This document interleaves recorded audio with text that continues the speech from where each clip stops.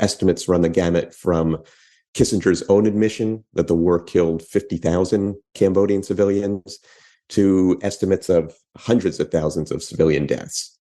But I talked to a man named Ben Kiernan.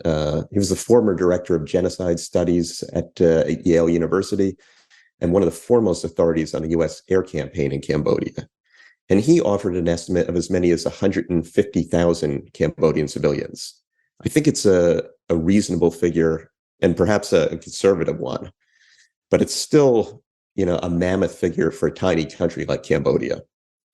And to put it in perspective, it's 6 times the number of non-combatants that are thought to have died in U.S. airstrikes in Afghanistan, Iraq, Libya, Pakistan, Somalia, Syria, and Yemen during the 20 plus years of the war on terror.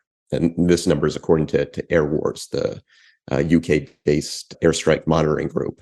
So in Cambodia alone, say 150,000 civilians also helped usher in the Khmer Rouge to power in Cambodia. They were a fringe group when the American war began, just a couple thousand people, but they had a tremendous recruiting tool, which was the American bombing.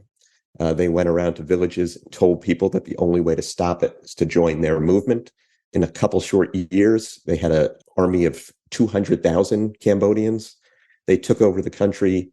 They instituted a campaign of overwork and torture, murder that killed about 20% of the population, 2 million people. So while the Khmer Rouge is responsible, culpable for that, Henry Kissinger, Richard Nixon, they also bear a responsibility for it. And beyond Cambodia, I talked to Greg Grandin, who's one of the Kissinger's, I think, best biographers. And I asked him just how much blood he thought Henry Kissinger had on his hands between Vietnam, Cambodia, Laos, his support of dictatorial regimes in South America, his responsibility for other genocides in East Timor and Bangladesh. And all told, Greg Grandin gave me an estimate of about 3 million people who he thought Henry Kissinger was at least partially responsible for their deaths. So we're talking about massive numbers. I mean, an arch war criminal. Wow. Okay. And that's with U.S. tax dollars. So tell us about the attempts over the years to have Kissinger arrested for war crimes. Yeah. I mean, this has gone on quite some time. There was in 2001, Christopher Hitchens put together a book-length indictment, the trial of Henry Kissinger. In the early 2000s, Kissinger was sought for questioning in connection with human rights abuses by South American military dictatorships.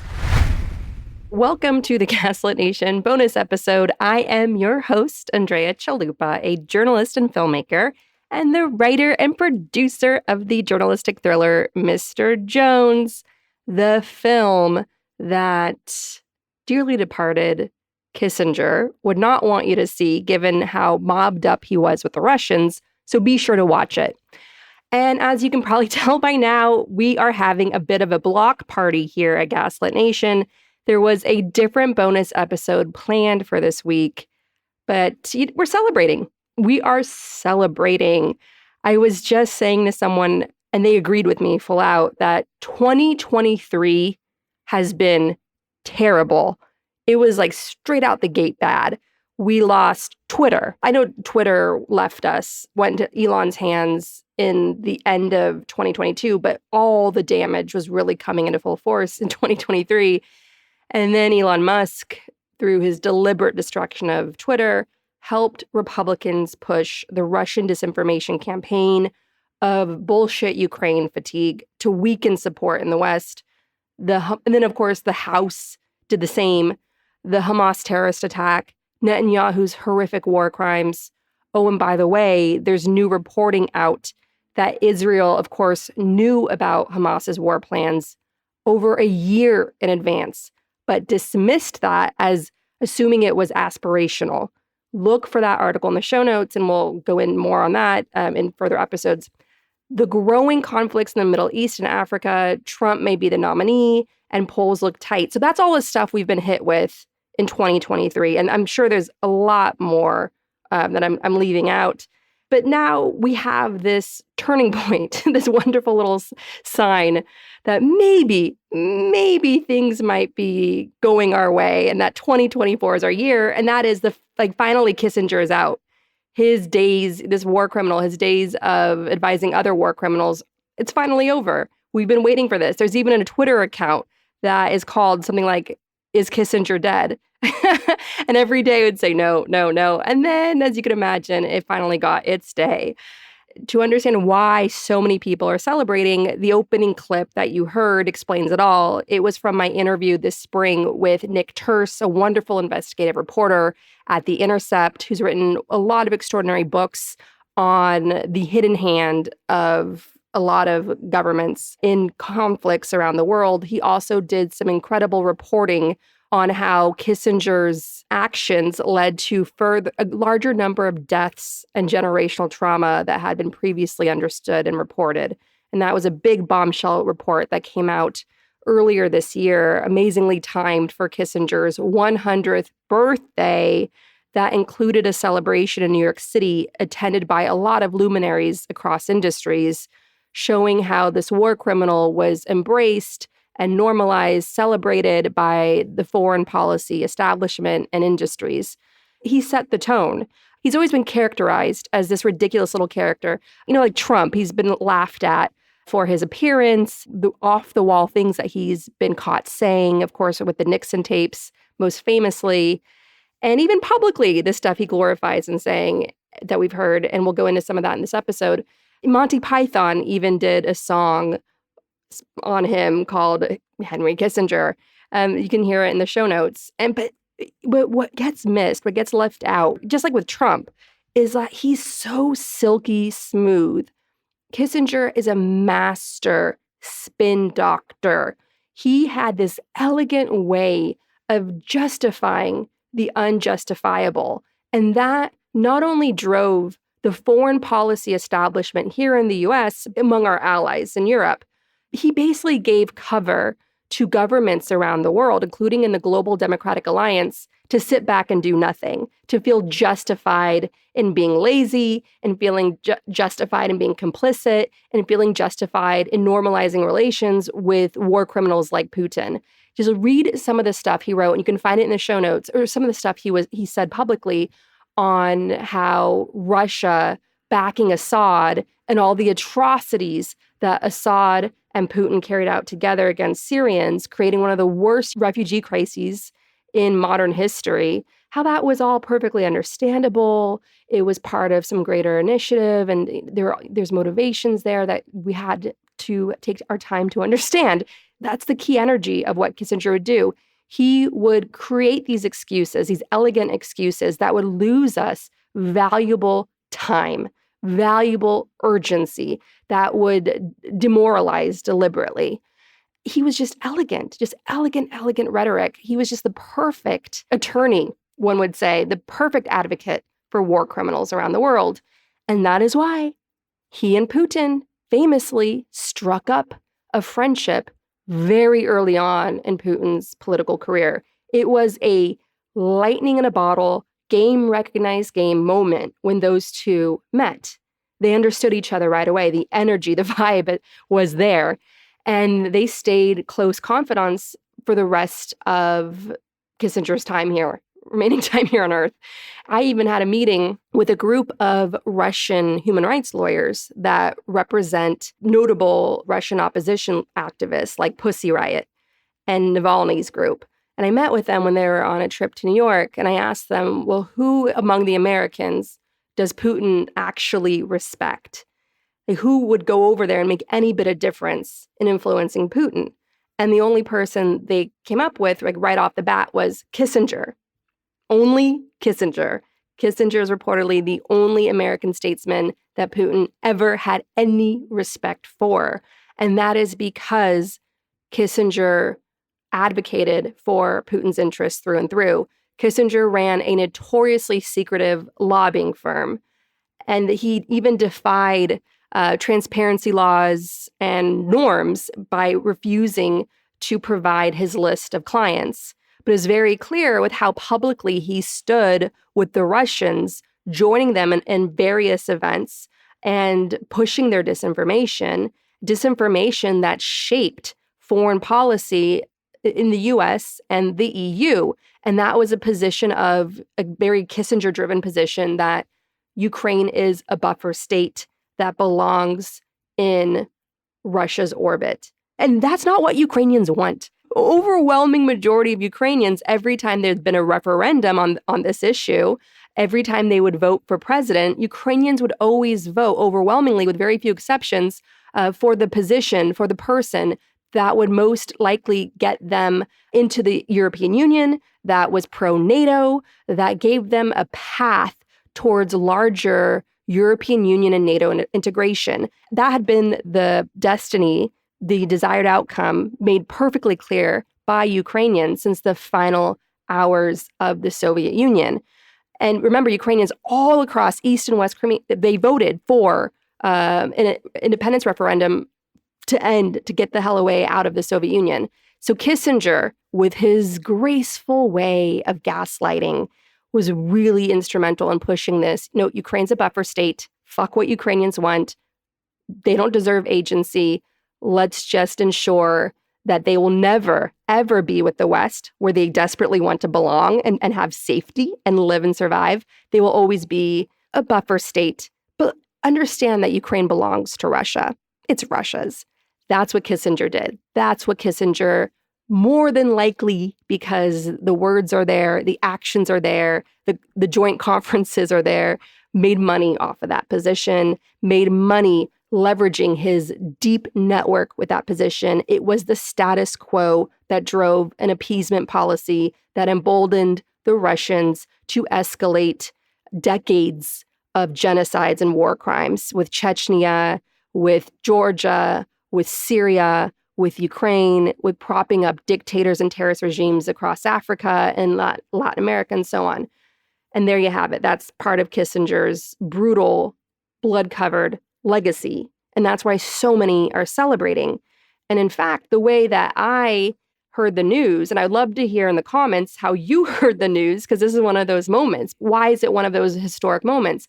Because it gives us a time to pause and reflect and to really absorb the history, because we're living with the generational impact of that history. All of these statespeople, all of the foreign policy establishment, including Antony Blinken, Secretary of State, who was at Kissinger's 100th birthday party this spring, they now have to live with the fallout of Kissinger for generations to come, the generational trauma and the current open wounds, the current conflicts that are going on because of all that he's normalized. Following that golden period where America came out with the Atlantic Charter, where America was obviously instrumental in saving Europe from Hitler, out of that came the Atlantic Charter, that America was going to stand for democracy and human rights. And obviously we fell short of that. If you look at the Korean War and the massive carpet bombing that the Americans did in the name of the Atlantic Charter in the Korean War, yes, we absolutely always fell short of that idea of democracy and freedom and so on. But it was a stated goal that we're trying to at least work towards and live up to. Kissinger was an innovator in the sense that he was like, no, we do not stand for that at all.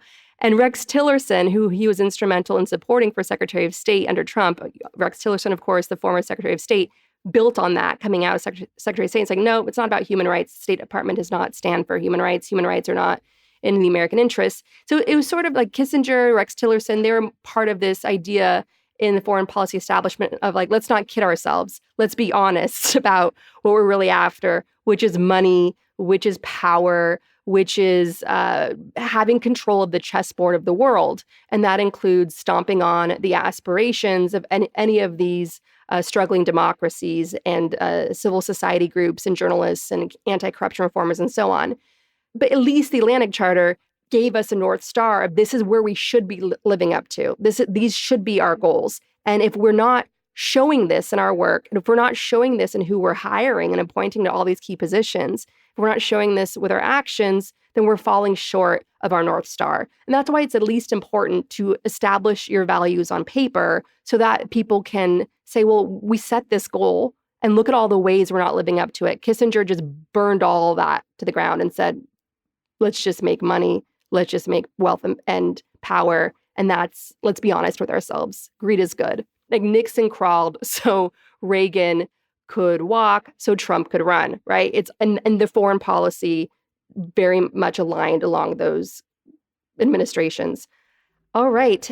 So the other thing I want to highlight with his long legacy, as you heard in our opening, Kissinger was famous for prolonging the Vietnam War. He expanded the conflict into neutral Cambodia, which gave rise to the repressive regime, the Khmer Rouge.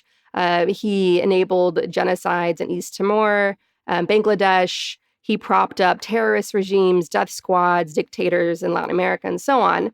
And he was a bizarre character. He was famously anti-Semitic and racist. Some of that has been caught on the Nixon tapes, most famously. There's an incredible report I encourage you to read in the show notes from the forward, talking about how Kissinger, who came from a family of Jewish German refugees that escaped the Holocaust, would go on to say things like that if he weren't Jewish, he'd be anti-Semitic, and that the centuries of persecution that Jews had experienced throughout their history, Kissinger believed that was justified. All those things that he was caught saying on the Nixon tapes, it revealed the hate in his heart that drove his decision-making, that drove his thinking. And this was just such a dangerous, vile influence. And unfortunately, there's so much that is going to outlast him. And pay attention to who is celebrating him and promoting his legacy in a positive way. That's why it's so important that we get together and celebrate and shame and call this out. That's why I pushed aside the bonus episode I had planned for today to really mark this moment, because we have to normalize banishing war criminals. We have to really douse this guy in the stench of the trauma he's left behind. We have to really stand in historical truth to normalize a culture of striving, trying to do the right thing, setting ideals, standing for ideals, and doing our utmost to live up to those ideals because of the stakes today, including, of course, with the Palestinian cause and Israelis who are struggling against a wannabe autocrat Netanyahu. There are joint interests there that need to be aligned and worked towards, and more needs to be done, especially as Israel now continues its bombardment campaign against Gaza. And Blinken is coming back, pushing back in some of his speeches. And there are reports that discussion among Democrats that aid to Israel under Netanyahu needs to be conditional given the collective punishment that so many humanitarian organizations are ringing the alarm about. That is having an impact internally in Israel, but it's not enough. Like there really needs to be greater urgency, greater pressure put. And that is why we take this moment to dance on Kissinger's grave, because we need to, it's part of putting larger pressure on human rights today and ending conflicts today and standing up to and containing dictators today. I have to note that in the Gaslit Nation graphic novel, Dictatorship, It's Easier Than You Think, all the time we were doing research, Kissinger kept popping up. He was like a Where's Waldo of dictators. And so that's something that if you have a copy of that book, look out for him. He is very much the Where's Waldo of that adventure. So I want to share where I was when I first heard the news. I was about to go to bed and I did something I try not to do, which always gets me into trouble. I checked my phone before bed and I read the breaking news that Kissinger had died. I immediately took to Twitter because that's an old habit of mine. It's ingrained. And I started celebrating. I posted the tweet, "What was the first thing Satan said to Kissinger?" and got well over 300 responses of people chiming in with their answers. And I want to read some of those now. People were writing things like, "Take your place between Nixon and Reagan. Welcome home, son. We dug a 10th circle just for you. What took you so long? What's Putin like?" And then my favorite, "Where's Andrea?" So that was fun.